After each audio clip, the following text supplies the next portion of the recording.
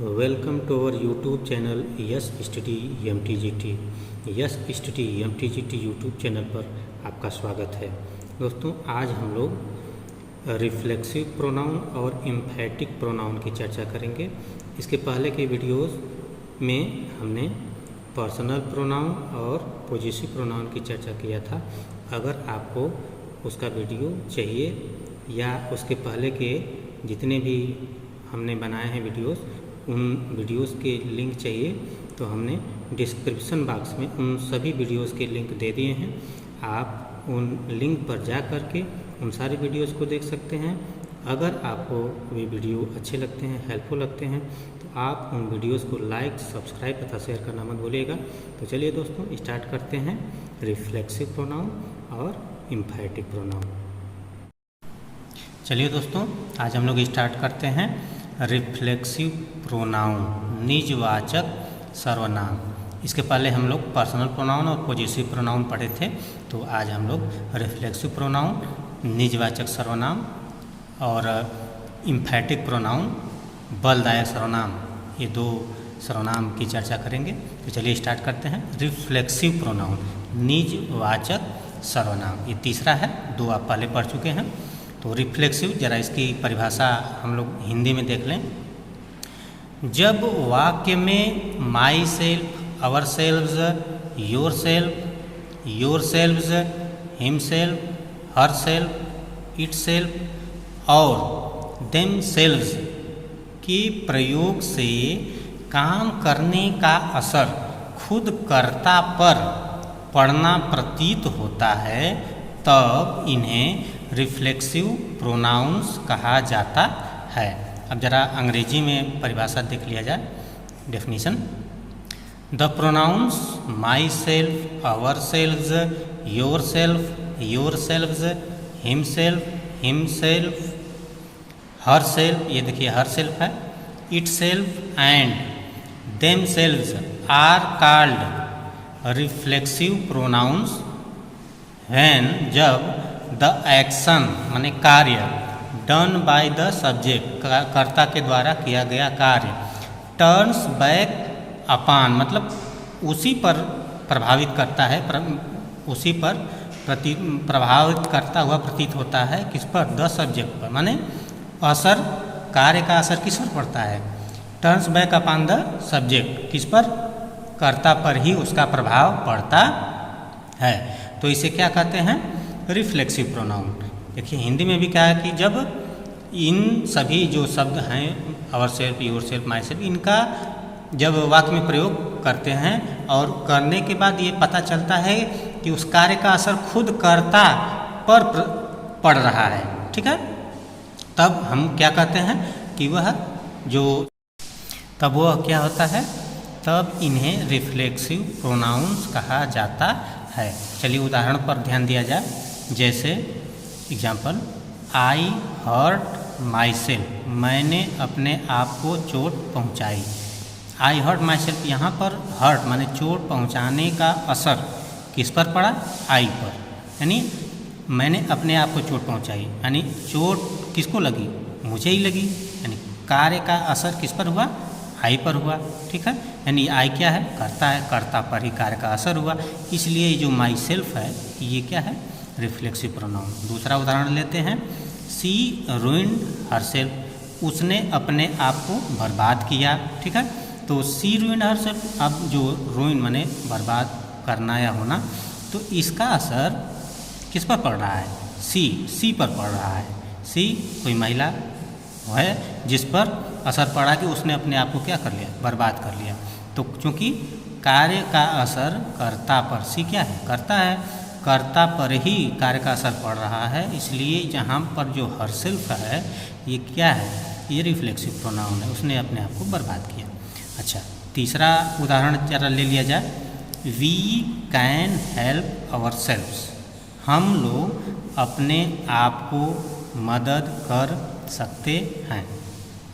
अब यहाँ पर देखिए, हेल्प में सहायता करना, तो सहायता करना मतलब हम अपनी मदद खुद कर सकते हैं, ठीक है, हम अपनी मदद खुद कर सकते हैं। यहाँ अब कार्य का असर, मदद करने का असर किस पर है?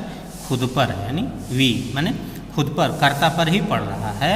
अतः यहाँ पर जो आवर सेल्फ है, हर सेल्फ है, माई सेल्फ है, ये सब क्या है? रिफ्लेक्सिव प्रोनाउंस हैं। ये तीनों में आप देखिएगा, चोट पहुँचाने का असर खुद कर्ता पर, यहाँ पर बर्बाद करने का असर खुद कर्ता पर, सी पर, ठीक है।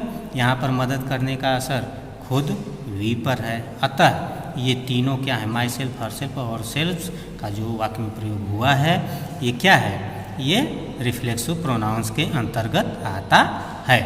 अब देखिए जरा इम्फैटिक प्रोनाउन। इम्फैटिक प्रोनाउन क्या होता है? इम्फैटिक प्रोनाउन इसे कहते हैं बलदायक सर्वनाम। क्या कहते हैं? बलदायक सर्वनाम। बलदायक सर्वनाम की परिभाषा जरा देख लिया जाए।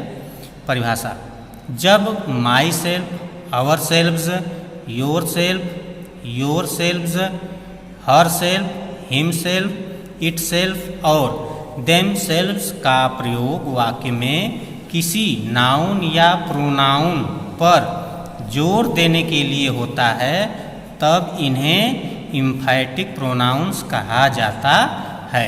जैसे आप दूसरी अंग्रेजी में परिभाषा देख लिया जाए। Myself, ourselves, yourselves, herself, himself, itself and themselves are called क्या? Emphatic pronouns when they are used for the sake of emphasis. ठीक है। अब यहाँ पर देखिए myself, ourselves, yourself, इन सभी pronouns का प्रयोग देखिए कब इम्फैटिक प्रोनाउन कहा जाता है? व्हेन, जब they are used for the sake of emphasis, जोर देने के लिए इसका प्रयोग होता है। क्या करने के लिए होता है? जोर देने के लिए होता है। तब इसका प्रयोग क्या कहलाता है? इम्फेसिस प्रोनाउन कहा जाता है। अब जैसे उदाहरण देख लीजिए आप। Example: I killed the tiger my self. मैंने क्या किया? बाघ को स्वयं मारा। क्या किया? बाघ को स्वयं मारा। मैंने स्वयं खुद बाघ को मारा। अब यहाँ पर देखिए अदर पर्सन, बाघ क्या है? अदर पर्सन है। तो अदर पर्सन को मारने के कारण यहाँ पर कर्ता पर असर नहीं पड़ रहा है। कर्ता ये बता रहा है कि मैंने बाघ को खुद मारा। ठीक है। यहाँ पर असर किस पर पड़ रहा है? बाघ पर पड़ रहा है। इसलिए बाघ को मारने के कारण ये असर, कार्य का असर चूंकि कर्ता पर न पड़ करके किसी अन्य वस्तु पर पड़ रहा है, अतः यहाँ जो माई सेल्फ है ये क्या है? इम्फैटिक प्रोनाउन है। दूसरा है सी हरसेल्फ लाइक्ड हिम। उसने स्वयं खुद उसे पसंद किया। सी हरसेल्फ लाइक्ड हिम। देखिए यहाँ पर पसंद करने का असर किस पर पड़ा? हिम पर पड़ा। किस पर पड़ा? हिम पर पड़ा। सी हरसेल्फ लाइक्ड हिम। उसने स्वयं उसे पसंद किया। पसंद करने का असर किस पर? सी पर नहीं पड़ रहा है, हिम पर पड़ रहा है। ठीक है। अब इसलिए यहाँ पर जो हरसेल्फ है इसका प्रयोग किसके अंतर्गत आएगा? इम्फैटिक प्रोनाउन के अंतर्गत आएगा, बलदायक सर्वनाम के अंतर्गत आएगा। अब यहाँ पे देखिए तीसरा उदाहरण। ये तीसरा उदाहरण है you can lift the chair yourself. तुम कुर्सी स्वयं खुद उठा सकते हो। तो you can lift the chair yourself, यहाँ पर कार्य करने का असर खुद किया जा रहा है। क्या करने के लिए? चेयर, कुर्सी उठाने के लिए। तो यहाँ पर जो कार्य किया जा रहा है लिफ्ट उठाने का, उसका असर किस पर पड़ेगा? कुर्सी पर पड़ेगा। ठीक है। तो ये जो है यहाँ पर योरसेल्फ आया है, वो योरसेल्फ क्या कहलाएगा? इम्फैटिक प्रोनाउन, क्योंकि यहाँ पर कार्य का असर कुर्सी पर पड़ रहा है। कार्य तो स्वयं किया जा रहा है यू के द्वारा, लेकिन उसका असर किस पर पड़ रहा है? कुर्सी पर पड़ रहा है। इसलिए यहाँ पर कौन सा प्रोनाउन आएगा? इम्फैटिक प्रोनाउन आएगा। कौन आएगा? इम्फैटिक प्रोनाउन आएगा। ठीक है। तो इस तरीके से आज हम लोग रिफ्लेक्सिव प्रोनाउन और इम्फैटिक प्रोनाउन की चर्चा किए। आशा है आपको समझ में आया होगा। ठीक है। तो दोस्तों, कैसा लगा हमारा आज का वीडियो? अगर आपको आज का वीडियो अच्छा लगा हो, हेल्पफुल लगा हो, तो आप इस वीडियो को लाइक, सब्सक्राइब तथा शेयर करना मत भूलिएगा दोस्तों। अगर आपको कोई समस्या होती है, कोई बात समझ में नहीं आती है, तो आप उस बात को कमेंट बॉक्स में कमेंट में ज़रूर बताइएगा। हम उन समस्याओं, उन कन्फ्यूजन को दूर करने का प्रयास करेंगे। मिलते हैं नेक्स्ट वीडियो में। जिसमें हम लोग आगे के प्रोनाउन जो शेष बचे हैं उनके बारे में चर्चा करेंगे। तब तक के लिए जय हिंद, जय भारत, वंदे मातरम।